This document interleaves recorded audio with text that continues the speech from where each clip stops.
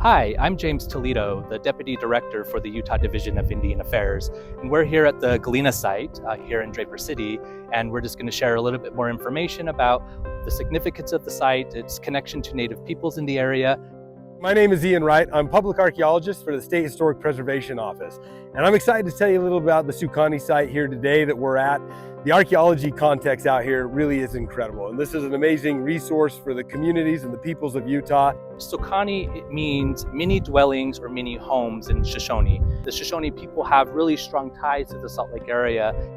For thousands of years, the Salt Lake Valley has been home to many indigenous peoples, specifically the Ute, the Shoshone, and the Goshu peoples. The significance of the Galena Monument today is important because it really provides an opportunity for the public to learn about the indigenous peoples that called Utah home.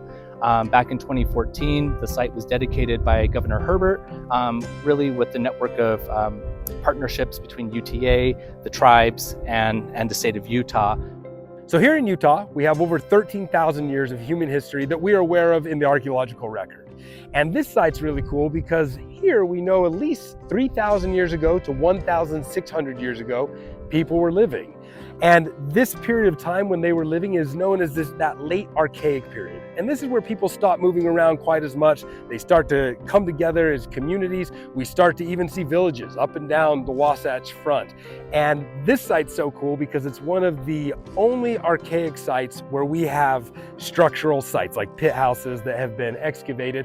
For thousands of years, Utah has been known as the crossroads of the West. As today, it's a hub for commerce for the great state of Utah.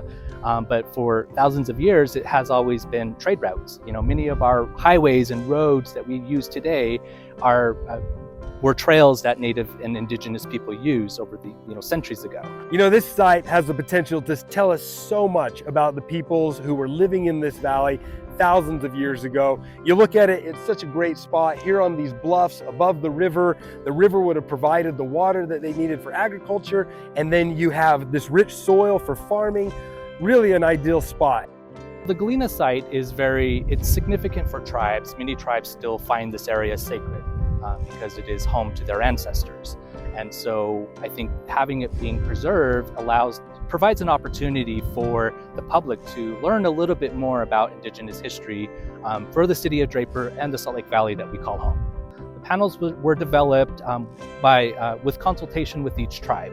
So each tribe had input in the development of the content that's there, and it provides a very brief snapshot of each tribe in the state of Utah. This site is really significant to the Native communities and also the local communities right here in Draper and the state of Utah as a whole. This site is one of the sites that is monitored by the Utah Cultural Site Stewardship Program.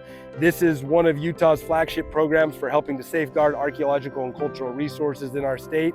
We have volunteers who come out here and just check it for any damages or changes, and we'd ask that when you're out visiting the site and the surrounding area, please do so respectfully and remember that this is still a significant site to living peoples today.